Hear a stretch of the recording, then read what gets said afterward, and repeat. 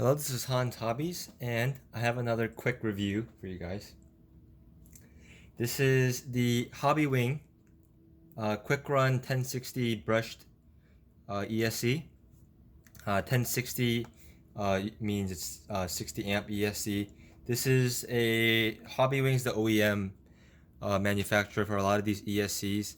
A lot of the Axial ones, Red Cat ones, they're all usually Hobbywing ESCs. I think those are there's a different model. But I've seen some people on some manufacturers using this particular one. I got this on Amazon from Hobbywing. You can see the box here. Just came in the mail today. Look around the box, you get the Hobbywing logos, which Hobbywings developed a lot in recent years. I'm not quite sure what country of origin Hobbywing is from. So if you know that, please let me know. I'm assuming either like Taiwan or like Japan, maybe America. I'm not sure. But so yeah, you get a nice picture there. You can see from the picture that it says it's waterproof. It has this nice cover for the switch. You can also opt to just cut off the switch and just solder the ends together. And there's the Tamiya plug pictured there, and then all the jumpers and stuff. So I'll get it opened up. So I've owned another one of these before, and I had a pretty good experience with them overall. But I'll get more into that after this. So when you open it up, you get the ESC in here. It's nice. It's very well packaged. It almost looks like some sort of recycled plastic. I hope it's recycled plastic. So carefully taking this stuff out. So yeah, here we have the ESC. The switch has this nice clip on it, so you can either double side tape it somewhere, screw it on, or just clip it directly onto the ESC like so.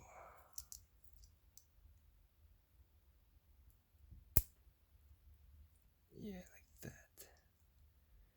And then you have it directly on the ESC.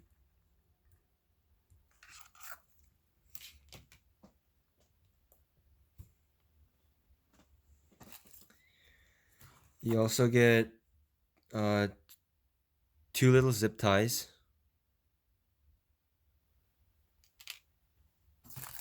And then you get a couple shrink wrap. And then some double stick tape. One for the ESC and one for the switch. Pre-cut, which is pretty nice. Let's see. Oh, on the ESC you also get this jumper system.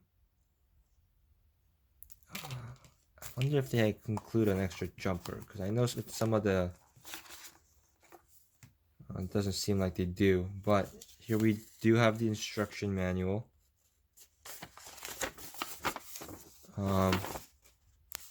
If you want to know how to set it up or like have any questions about it, this is definitely a good place to start. I'm from the instruction manual, I'm starting to think that it might be from either China or Taiwan or Hong Kong or something, because all of this seems to be in Chinese. These are definitely Chinese characters. And I would know because they use Chinese characters sometimes in Korea, and I am Korean.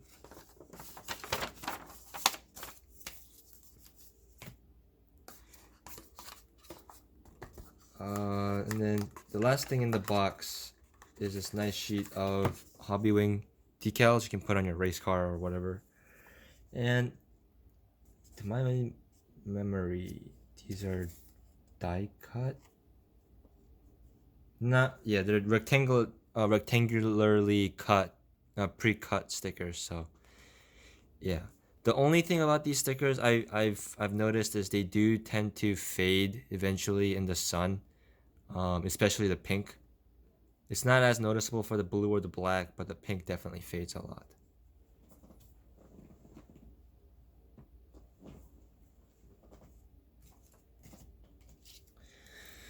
So going over some of the features of it, we do see a Tamiya plug on it, or a Molex plug, which is not a problem for me because all my cars either run Tamiya plugs or EC3 plugs.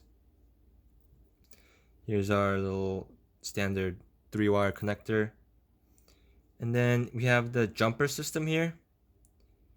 And if you can see, it's listed on here so to make it nice and easy for you. So it has a LiPo mode and a nickel metal hydride mode. And right now in default, it's a nickel metal hydride mode. So you just simply pull this out and then move it over like that, and now it's in LiPo mode, which I think is a pretty clever thing that Hobbywing has come up with. As long as you don't lose jumpers, which they don't come off that easily, because they are a pretty tight fit.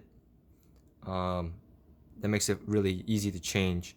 And then it also has 3 drive modes. You have front, brake, and reverse, which is the standard one, which is forward, brake, and then tap it again for reverse.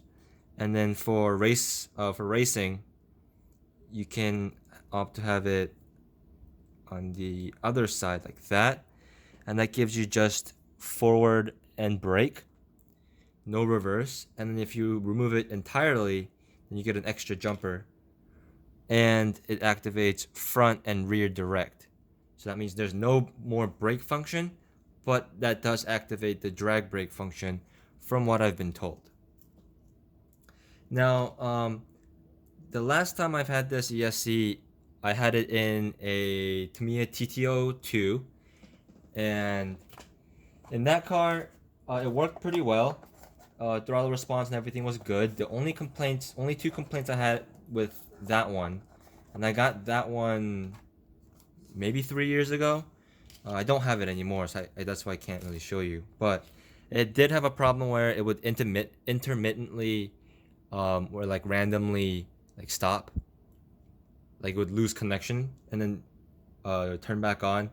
That was a problem it had. And another common problem seems to be when you have it in the standard mode, the brake on it is extremely weak. Like it was to the point where like I was very nervous driving my TTO2, especially with the low slung body that one had.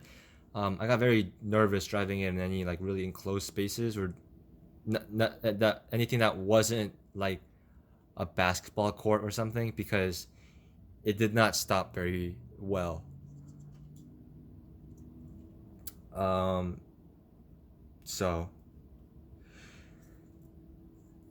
For this video though, I'm not gonna put in the standard mode because I'm putting it in this car. This is my Tamiya CC01 Mitsubishi Pajero, I believe it's pronounced.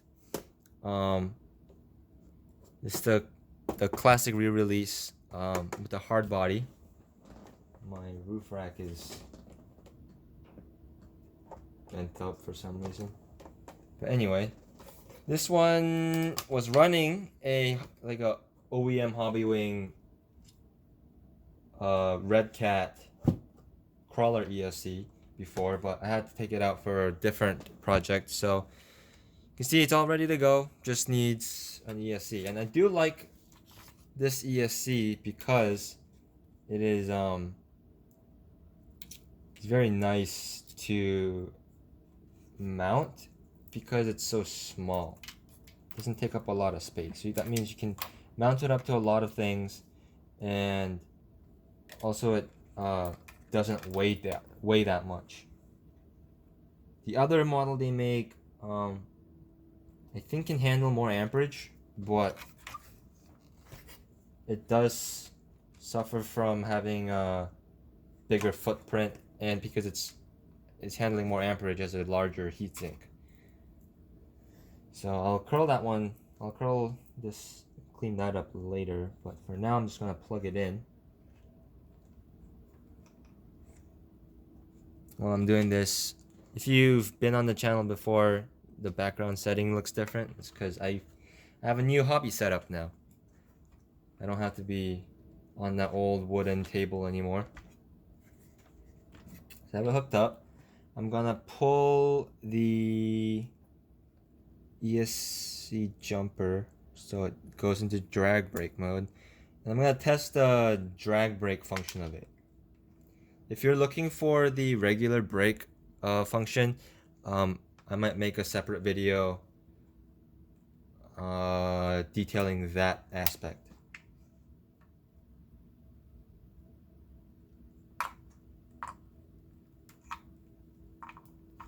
So this is straight out of the box, so it's very possible that this won't work.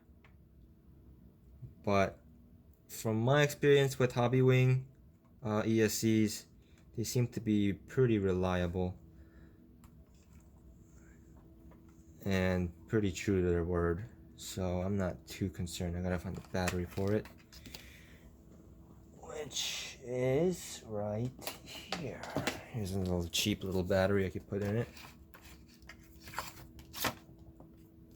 I do run all nickel metal hydride. It is old fashioned, but it's just what I have. And also, I run mostly vintage and Tamiya stuff and crawlers and stuff like that, so don't really feel the need to go to lipo and get all the potential risk with that.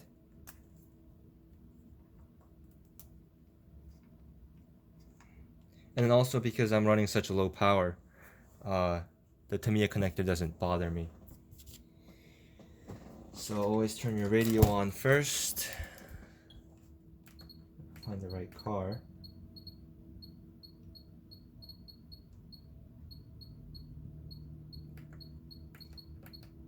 And then switch on. You always know that the Hobbywing ESCs are connected because when they turn on, they'll make that secondary beep.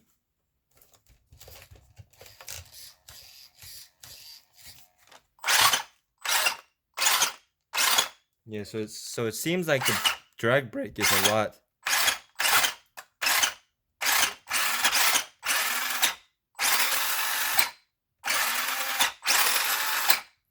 Yeah, it seems like the drag brake's a lot harder than the conventional brake from my memory. Put the body on real quick. So this car probably weighs around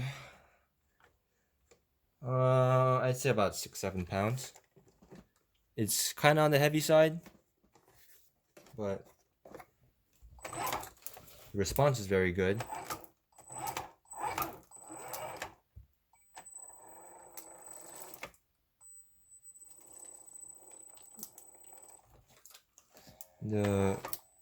I wish it would have a little slower setting, but I might just have to gear down and stuff for that. But the response is very good.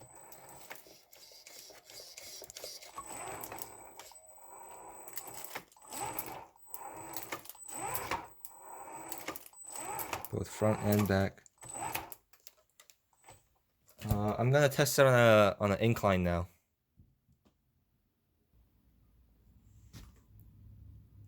So I have this incline set up. I'm not sure what exact angle it is, but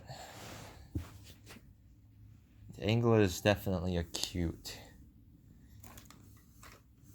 Now, if I set the car right here,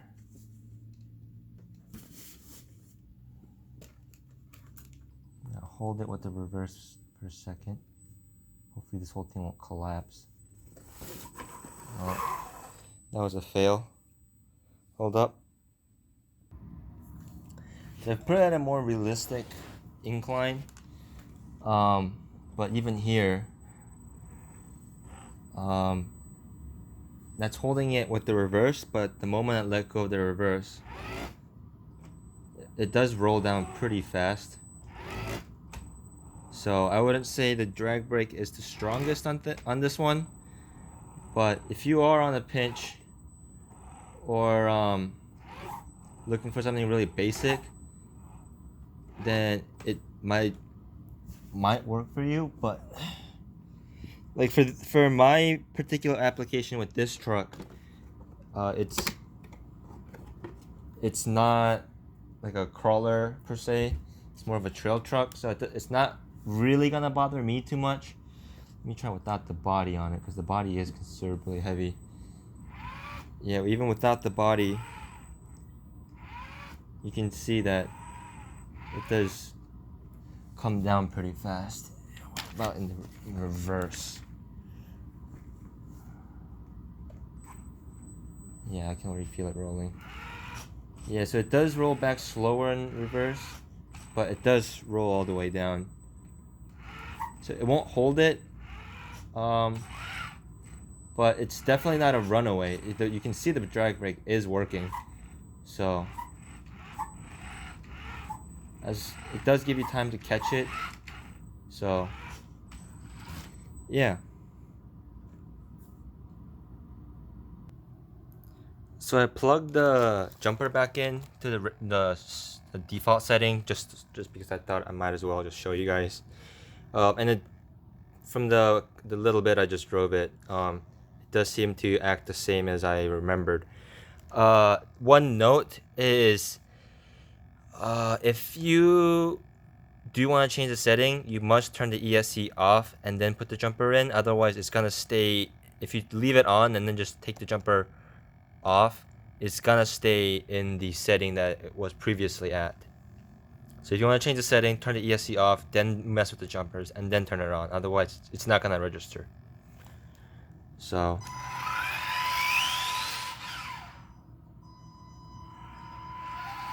this is running just a standard 27 turn Tamiya can motor, and I think a 16 tooth pinion gear. And that wasn't even full throttle. And you can already see, and this is a pretty high traction surface being carpet. It won't like grip onto the carpet and just bring it to a halt. It just kind of brings it to like a gradual stop. That was full throttle there. So it's full throttle.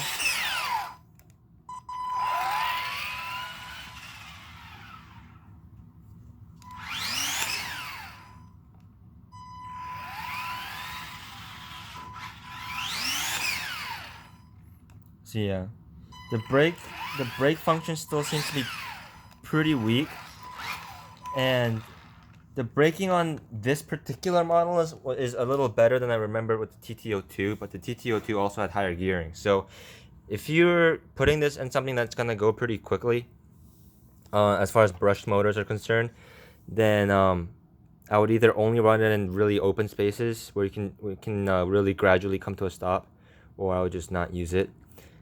Or I would just use it for a lot slower models. It does seem like the brake is stronger with the drag brake mode, so that's also an option if you can remember that you don't have a conventional like brake setting.